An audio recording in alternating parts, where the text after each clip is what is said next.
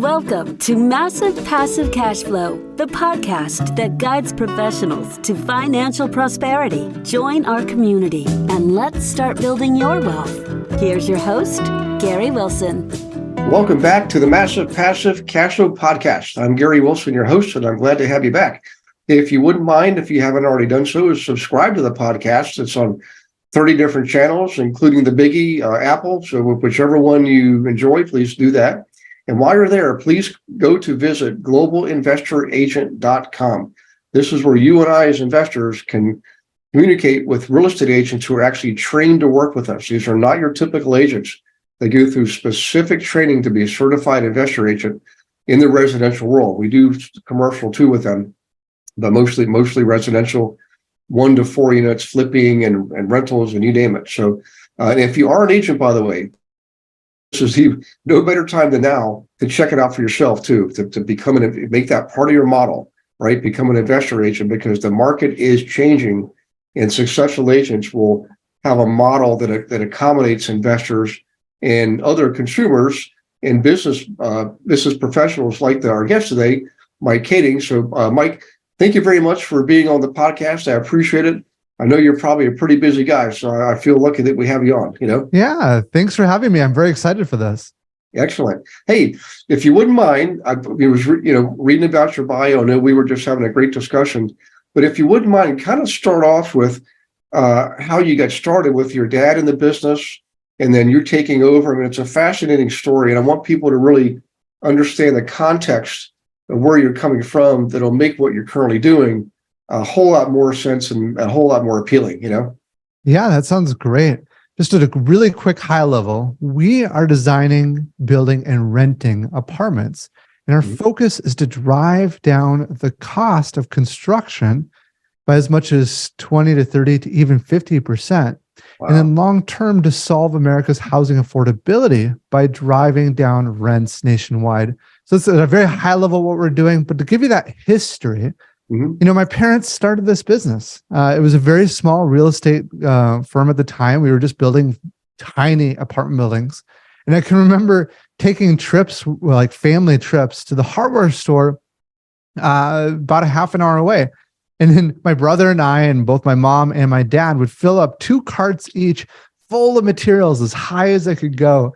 And we filled up my dad's little trailer, drove down the highway. Not sure that was entirely legal, but we made it. We got through, and we were building these small buildings throughout the years. And then at one point, I went off to college, and I didn't really want much to do with the family business, if I'm really honest. I went to school for computer science, mathematics, management, and I really wanted to do something that could change the world, that could have some kind of meaningful impact on the world. And my dad wanted me to join, but I really wrestled with this. And I think deep down, the reason is because I didn't want people to think that this business was given to me. So I struggled with my own ego on that point. But eventually what I realized is that I could take this, it was pretty small at the time, small business, and grow it to a point where we could actually have a meaningful impact on the world by driving down the cost of housing. And so that's sort of the history of where we're at. And that's where the beginning of it all. Well, if you don't mind, you're obviously in Minnesota, and is what you're doing, have you done mainly focused on that part of the country, or have you expanded to help and work with other folks around the country in different areas? Yeah, so right now, all of our multifamily is in Minnesota. We do have manufacturing capabilities out in Wisconsin. We're expanding now into Texas with our multifamily. We're also expanding some of our manufacturing, not just Texas, but also into Mexico. We have an international team. There's about 15 to 20% of our staff members are actually international across the world as well. Okay. Wow. Now, how about Canada? Have you expanded? The reason I'm asking is obviously you're a border state. I used to live in Canada for a while up in Ontario. And a lot of Canadians do business in the States and vice versa. When the border crossings all day long are people that live in one country and work in the other country. But have you thought about that? Because there's they've got some interesting challenges there in Canada too, We've talked to a few different companies up there. We have thought a lot about it, but I think right now the United States market is so big that we really want to impact this market first and solve housing affordability here before moving on to other countries. Yeah. Although we have looked at moving some of our manufacturing capability up to Canada. Okay. Yeah, well, you talk about expensive real estate. It's even gotten a lot more expensive, particularly in Ontario or British Columbia. It's just the cost of housing is just incredible. But what's well, if we could, let's talk about the cost of construction. What kind of things are you seeing? What opportunities are you seeing to reduce construction costs? Is it material cost and shipping materials and labor? If you could kind of paint a little bit of a picture there, that would be great. Yeah, we could talk all day about this. The way I like to think about it is there is 10,000 little problems that if you solve them, you lower costs. But there's not necessarily one major lever. But if I was to paint a broad brush, one way to look at it is over the past 60 years, manufacturing has improved labor productivity by 760%. Wow. Agriculture has improved it by 1,500%. And construction during that time period has done virtually nothing, just 10% improvement. And so if you take the lessons learned from these other industries and just apply it to our own, you can see some radical improvement. So to give you some sense of those, one simple technique, well, simple is maybe not the right word, but one technique is to bring all of the work under one roof. If construction were to produce cars, you'd have a different company installing the wheel, a different company installing the door, and a different company installing the windshield, right? All the different subcontractors. And then, of course, the wheel company, they would call you up and say, hey, I am so sorry, but we're delayed on the project, weather hit, things happen. We won't be out there for another 2 weeks. And then, of course, your line would be shut down for 2 weeks. And when they did come out, they would be irate because they could only work on one car at a time. Drywallers, for example, they want an entire floor cleared out so that they have a space to work to do what they need to do.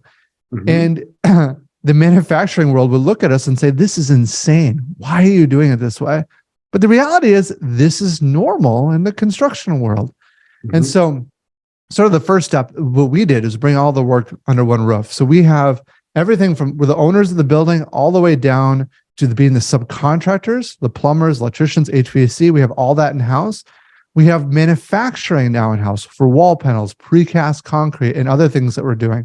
We also have supply chain. So we have sourcing people in Mexico, in China, and the United States, sourcing our materials and delivering them. The dream is every 5 hours into the site. But once you've got that in place, now you can start using some honestly simple techniques to transform your work. So one example is the assembly line, right? This revolutionized manufacturing. But how in the world do you take a building and drive it down a line? You just can't. It's too big. But what you can do is you can move the worker through the building. So what we do is we take these buildings, you break them into smaller batches, more or less the size of a unit. And then every 5 hours, our teams shift through the building. So the framers finish their framing. They go up a floor. The plumbers follow them. And then they shift. And now the electricians follow them. And you just kind of snake your way through the building. But just that one technique alone can take a 15-month build process down to a 9-month build process. Wow. The challenge is the idea is simple. The execution is really challenging. But that's a couple of quick points. There's a lot more, though. Yeah. Well, it's actually fascinating because my background is had always something to do with real estate. I mean, even though I was in banking for a while, of course, banks made loans to real estate developers and builders and home buyers, so, but when it comes to housing and how this is applied, there's been obviously a shortage of housing in the country, and there's an acute shortage of affordable housing. So how can we use this to address the need for it's a crisis if you think about it. I mean, we've got more people coming into the country. and we're not able to keep up. So help us make the connection there, Yeah. So our dream is to solve that crisis. So how do we do that? Well, one simple thing people often looks to us and say is, why don't you just lower your rents today? Right. And we could lower our rents by 20 to 30% because our costs are already 20 to 30% less than other developers. But that only solves it, affordability, for a few thousand people. We want to solve it for 300 million. Yeah. Well, how do we do that? What we do is we take the profits we earn from that difference and we're spending it into building the process, the system, the machine that builds housing. And so Elon Musk talks about this. How producing a car is hard, but producing the system that builds the car is 10 to 100 to 1,000 times harder. And they're doing incredible work with revolutionizing how that system is done. In fact, we spend time studying Tesla and applying the techniques that we can from what they're doing into our own industry. But that's what we're doing, is we're building the system that builds housing. And what we're planning to do over the next decade is to scale up to a point. In 10 years, we're hoping to produce 60,000 units per year. At that point, we're starting to hit the market at such a level that we're starting to have an impact on supply and demand, right? You produce enough units, now prices to equalize start coming down. But the magic here is it's not just for our own residents. It comes down for the entire market nationwide, or at least the areas that we're in at that time. Yeah. So really, it really is it's a disruptor. I mean, it's just, so do you, through networking and maybe associations, are you in communication with other builders and seeing how either, I mean, I guess they could adapt and participate and engage, but how is this disrupting the construction community? Because I know the last time, obviously the new builds of luxury homes dropped off dramatically, and the need was for rentals. There was a lot of need for rentals back then. But are you seeing what kind of things are you seeing now as far as this disrupting the construction part, construction industry? I think there's a lot of really interesting point solutions. Things like 3D printing, or even the volumetric like pod-based building that some developers are doing are really cool. But those are just like one piece of the wider web and wider solution that has to be put in place. I haven't seen anyone really develop this at the scale to actually drive down the construction costs by 20 to 30%. I think the industries, the places that we look at are more like manufacturing. For example, we have a relationship with Toyota. Toyota invented the concept called lean, and construction has tried to use it in some ways, but really that transformed manufacturing in a way that helped drive a lot of those construction costs. So it's been fun working with them because they have a part of their enterprise that says, hey, can we help other industries learn the lessons that we've learned? And so it's a great partnership. So it's been fantastic working with them, trying to change this industry. Yeah, I agree. Now let's talk about the average everyday citizen consumer out there. Everybody's looking for ways to invest their hard-earned money to prepare for the future. So you have some retirement. And I know, like me and a lot of folks that I know too, we like to actively participate in today's market by owning real estate, providing housing, providing rentals and flip homes and all that. So how is there a way for those folks, dentists, teachers, firemen, policemen, to participate in this from an investing standpoint? Is there opportunities for that? Yeah. So we have a new platform we're rolling out called Know How to Invest, where we're basically working to replace the bank. And so we're letting investors step in. They get a rate of return they would have gotten from the bank, plus they get the bank's profits. And so that's been really well received. It's been fun talking to investors. It really works well, I think, for people later in their career that want maybe a little bit more stable of a return, because it's not based upon the market. Now, if we fail as a company, there is that risk. So make sure you have a well-diversified portfolio, but you get a high rate of return that's similar to what you get in the general stock market, but it's not based upon the stock market. So you're not getting that same volatility. So that's been a kind of a fun thing that we've been rolling out. Yeah. So this involves, if I'm going to expand on that a little bit, do people, so is your company, is it a public company? Can people buy stock in it? And also when it comes to the building, they can participate in the financing end of it too? Is that like two different ways? Is that where you're? Yeah. So right now, Know How to Invest is just that investment platform where you can put money in, earn a rate of return, take your money out. You have flexible term options. It's a really easy to use platform. We are they call it a mini IPO. It's a Reg A. So it's one step shy of a truly public company. It is regulated by the SEC. We have to get audited, background checks. There's hundreds of pages of legal documents. It's very expensive, but it allows for anyone to invest in our platform. But we're not a fully public company yet, at least. Gotcha. Okay. Yeah. Sometimes I always wonder if it's not better to not go public. I know a lot of people dream they'll do an IPO and right off in the sunset with millions of dollars, but then there's the reality kicks in. You have a publicly traded company. People can, if they're not happy with what you're doing, they think it'd be done better. They'll basically command control by buying up a lot of shares, and next thing you know, you've got other people making decisions for you. Apple's the perfect example of that. So, but exactly, and we've had some fear with that too, which is why I kind of like the investment platform that we're offering. People know the rate of return they're going to get, so as long as we're running the business well and you're getting paid properly and you're comfortable that we're doing things decently fine, you're not as invested in trying to dictate the minute detail of what we're doing. But then that lets us stay really focused on trying to solve the bigger goal, which is trying to solve housing affordability. Right. Yeah. Okay. Well, now, how are obviously interest rates in the last probably not quite a year yet have gone up, I think 5 or 6 times now. How is that affecting the business, or is it affecting the business?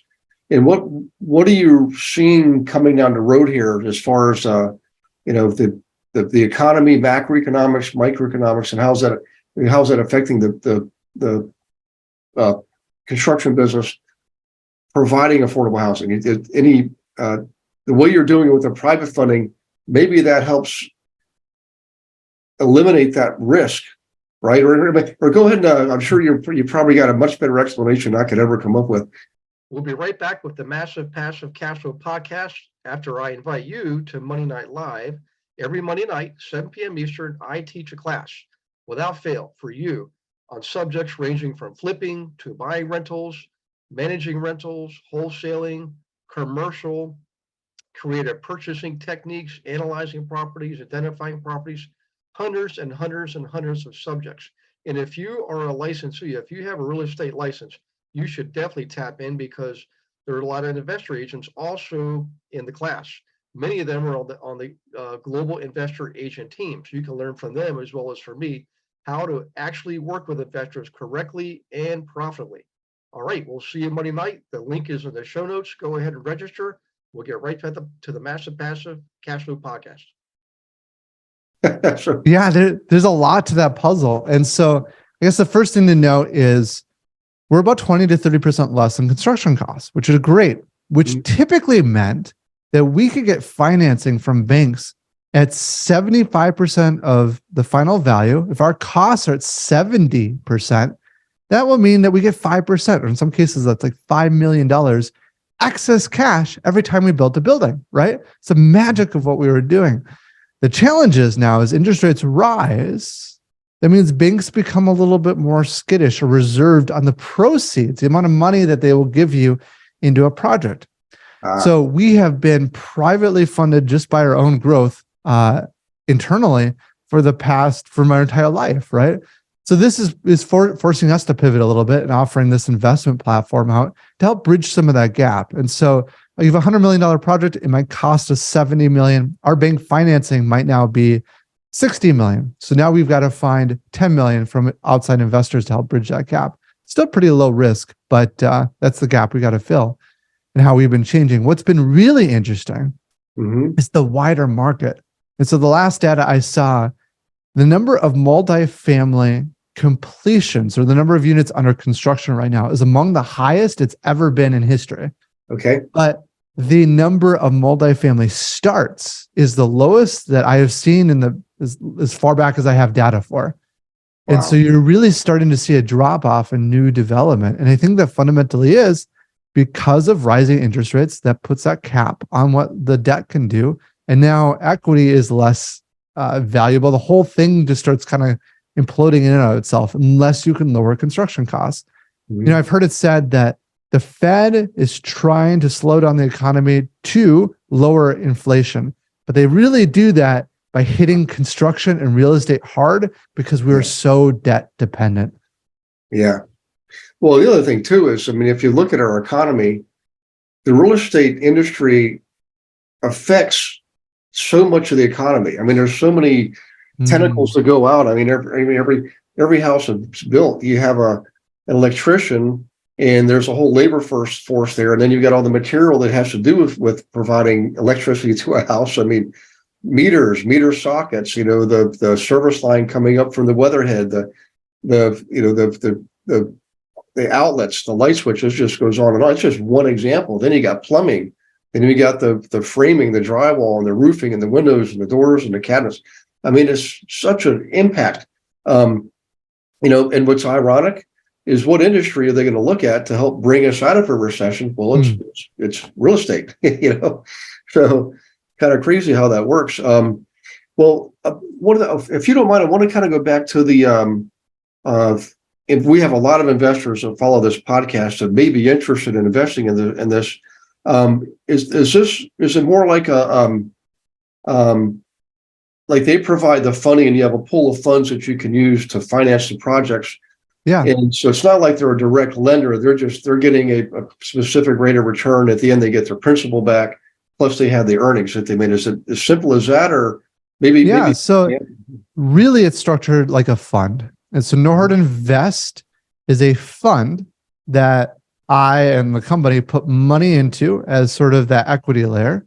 And then we have our debt holders that actually note holders that put their money in. They can have a term of 0 months all the way up to 24 months.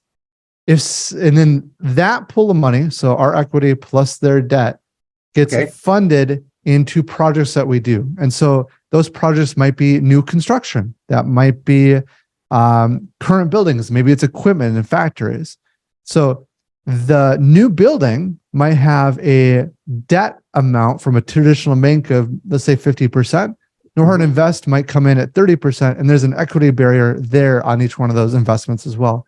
So there's kind of two levels of protection from the investors, but probably the most easy one to wrap your head around is No Hard Invest. If it loses money as an entity, I lose my money first, right? The company loses our money first before the actual investors are touched. Gotcha. Now, is there the rate of return, does it vary by project and by investor, how much they provide and what they want? Is there a range? Because the people are going to ask me, Gary, you didn't ask them how much we can get, you know, but I know how it works. You can't say, hey, this is guaranteed we're going to get, but is there a range that you see or have seen in the last couple of years? Yeah. So I would encourage people to just visit the website. The interest rates are right on there for people to see. I can give you a ballpark because they do vary over time, but we're in the 8 to 9% range right now. Yeah. And it just varies, not on investment, it doesn't go up or down. It just depends on the term that you lock in. So a very flexible, pull your money out when you want, it's got a lower interest rate. If you lock it for 2 years, that's where you get the higher interest rates. And again, it doesn't depend on the underlying assets in the sense that we, as a company, we guarantee those rates to you. Now, if we fail as a company, right, that's when you're at risk. But as long as we're functioning properly as a company, your rates are guaranteed. It does not depend on the underlying assets. Yeah. Well, I mean, I'm personally particularly interested, just I love your model, and, and I think other people will too. And I can see this expanding. There's always going to be people that are looking at what you're doing and saying, hey, I think we can do the same thing. Happens in any industry. It's just not even worry about it anymore. It's just that you know what's going to happen, but you're probably first, if not one of the first. And whenever you're first in a category, always the first in category does the best. Particularly if you got the right organization structure and culture. And actually, can we talk about that? Yeah. Your company and the company culture, because everybody listening, most people have businesses that they're running, and it's what it's like. I mean, every day is it's managing the chaos, kind of. But talk about your company culture. I'm really interested in that. Yeah, I'm glad you asked, because of all the things that we do, the culture to me is the number one most important thing to get right. The most important lesson I've ever learned is to hire and to find the very best people. And when I say the best, I really, truly mean that. I mean world-class, best in the world level people. We will hire people across the country and fly them into work every week and fly them home on the weekend, because they are best in the world at their particular niche. What I find, and a lot of people start thinking, and business owners, this is how I thought, is those people are expensive, right? Like on a per person basis, it's really expensive to hire the best people. But what you don't realize, at least initially, is that the best people are 2 to 5 to 10 times more productive than the average person. And so when you look at what they're producing, they're actually a bargain. They're the most inexpensive people that you can hire. And what's magical, when you define your culture well, you have your purpose, your mission, your values, you set that up properly, you track the best people in, the culture starts really shaping in a powerful way, because you have amazing people. Like, I legitimately love coming into work every day. I love the people I get to work with because they are incredible. I mean, they get calls from recruiters all the time. I'll give you one quick example. Our head of design, Steve Jobs announces the iPhone in 2007. Steve Jobs walks off stage, and our employee who was now working for us follows Steve Jobs and actually is on stage following that presentation. It's that kind of caliber of people that we have here, and they open doors. They change things. They are the ones that discover how construction should be done differently, and they change the world. It's fun. Right. Yeah, I agree. A lot of people, when I first started out, I was looking to get the most for the least, and you're right. Payroll was the biggest expense, just like in most businesses. And you got the salary plus payroll taxes. It just goes. People don't realize I've heard people say things like, well, Elon Musk is just a big greedy capitalist and blah, blah, blah, doesn't pay taxes. I'm like, he pays lots of taxes. What you're hearing is a soundbite from some news media outlet saying that he didn't pay personal taxes last year. They didn't tell you why. The reason why is his business probably paid millions in payroll tax, creating jobs all over the world. So in any case, what I learned to do is think of it as an investment, because if I have the right person, they will help improve the business. I'll get more revenue, more production as a result of having the right person. So I have one of those people. Her name is Beverly, by the way, and I'd rather have her than, on average, 3 average people. Exactly. Yeah. And imagine if you have a whole team of Beverlys. Oh, it's amazing. Yeah. Yeah. So, well, let's talk about this. I know we're going to get short on time here, but I love the detail that you're providing, because what you just provided there helps a lot of people who are thinking, I'm going to invest with this guy and I want to get in affordable housing, but he just gave me a big nugget on how to actually run my business, which is probably more important. But as far as trends, I know none of us have a crystal ball, and I always tell people, hey, look, I can give you my opinion and my best guess based on what I'm seeing today, based on what I know about the past, and what the numbers are telling me, what I believe is the most likely path we're following. But I feel like we're just getting started in the affordable housing sector. It's like a new industry sector. That's my opinion, but you're in it. I mean, where do you, if you don't mind prognosticating, where do you see this going? What kind of trends do you see coming down the road? Yeah, I think the next couple of years are going to be really challenging. And I think the reason that is because the last decade, we have had really easy money. And the last decade is the time that we should have been investing a lot into building our systems and infrastructure to really change the game. And I think a lot of us just got kind of comfortable with that, right? This is easy, not easy, but easier than it is today. And I think the next couple of years is really going to challenge people. It's going to separate those who are like phenomenal at what they do versus those who are just in it to make a quote unquote quick buck. Yeah. I think that, as you saw earlier, the number of starts are going down. Mhm. We're going to see less housing come to the market over the next 2 years. And I think we're going to need more housing.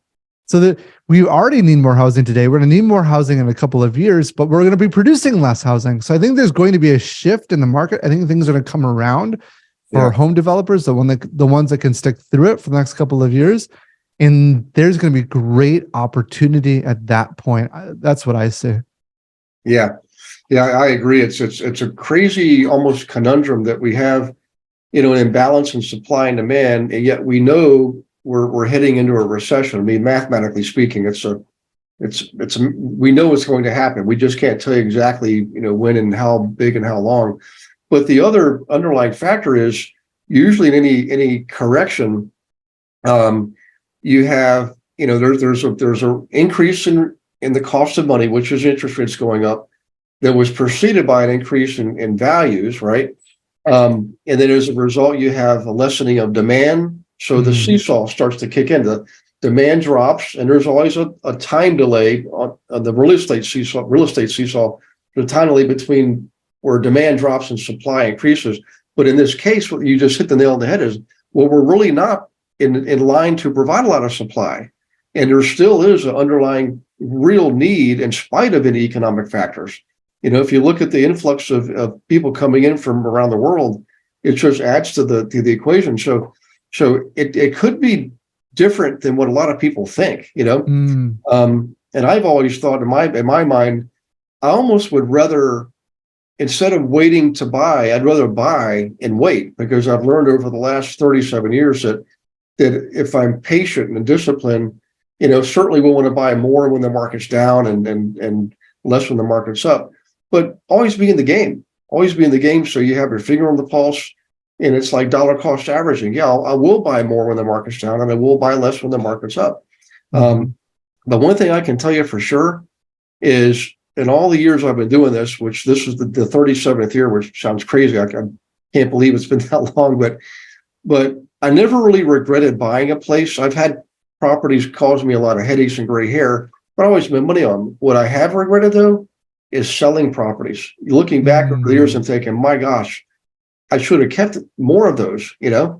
So, hey, if you wouldn't mind, how can people, well, let's do this. I want to ask you if you would mind give us a quick sort of a description of, from start to finish, how you go about determining where you're going to build affordable housing. Like you have to get the land, look for areas that are growing, I guess, get the land, and take us through that process. And then if you wouldn't mind, I want to have you share how people can get in touch with you and learn more about how to work with you, Yeah, we have a team that actively sources locations. One of the things we've learned to do is to reach out to owners of land, even if they're not in the market for selling, and try to build those relationships over time. The best places, ones that we love, are really close to commercial centers, because we like building the 300 to 500 unit multifamily buildings with high amenity space. Our latest project is right at a metro station, or a transit line stop. Got great commercial amenities. It's right along the freeway. It's got great access and visibility. So a lot of those factors are phenomenal for that site. We also look in kind of the suburban area, I guess. So areas that maybe the land is a little less expensive, but people are still interested in living and being a part of. And the other big constraint that we have, because we're really thinking about affordable housing, is it's got to be close to our production capabilities. For us right now, that is just the Twin Cities in Minnesota, although we are in the process of expanding that beyond to places like Texas. Nice. Okay. Now and maybe eventually even beyond that, beyond Texas. Oh, absolutely. So the website is it norhart.com, norhart.com? That's correct. Yep. Okay. And on there, people, particularly investors, they can see what the current rates of return are that you're offering on the projects that you're in. Yeah, if you just go to norhart.com, that's norhart.com, click on invest, and you can see all the details with that. You can even see all the legal documents if you like to read through all of them. And then you can also add your email address, and then we can give you kind of a more detailed, in-depth pitch as well. And that platform fully is hopefully going to be launched here in May. Okay. Well, I'm gonna go check it out more myself. I was out there earlier, but I wasn't looking at it from the perspective of investing. But I am now, because we have a lot of real estate agents around the country who are trained to work with investors, and the agents themselves can get this out in the airways, so to speak. In fact, I may ask you to be I teach a class every Monday night called Monday Night Live, 7 p.m. Eastern, and it's all about real estate, and I think this would be an excellent topic for the agents to hear what's going on and what's possible that they can maybe participate in themselves and their clients. So I love that. It'd be a lot of fun. Yeah, it's more engaged. Of course, it's interactive because it's a live audience. The folks listening now, all they can do is leave a review. Oh, speaking of reviews, for the listeners, definitely, please leave a review. It's what makes the podcast world go around. And I think you got a lot of golden nuggets today from Mike, and also an opportunity to invest in addition to the golden nuggets. So, in any case, hey, Mike, I really appreciate you being here. I think I speak for a lot of people when I say thank you for taking your valuable time to share with us your wisdom and your knowledge. And what a great story. And you're actually doing something that's very positive for the U.S. housing market. I mean, you're helping a lot of people, and it's not just one-sided. There's a way to help others do the right thing and make money while you're at it, So, I love it. Yeah. Thank you so much for having me. This is a lot of fun. You're welcome. So guys, remember norhart.com, norhart.com. When you're done that, go to Apple, leave a review. And before you leave the internet, go to globalinvestoragent.com, and I'll speak to the investors directly here. Boy, I'm not telling you to panic where the economy is going. It's not time to panic. It's time to prepare. Think about what Mike showed you today, what he's doing in his business. He's looking at the market and going with the flow to participate in the market. You should do the same thing in your real estate brokerage business, is learn how to work with people like Mike and other investors, and you can make money yourself and learn to invest yourselves. All you got to do is go there and just fill in a form and get a conversation going. So in the meantime, you guys take care of yourselves. God bless you and your families, and we will see you on the next Massive Passive Cash Flow podcast. Thanks for listening to this episode of Massive Passive Cash Flow. Be sure to go to realestatewithgarywilson.com to join our community and start building wealth today.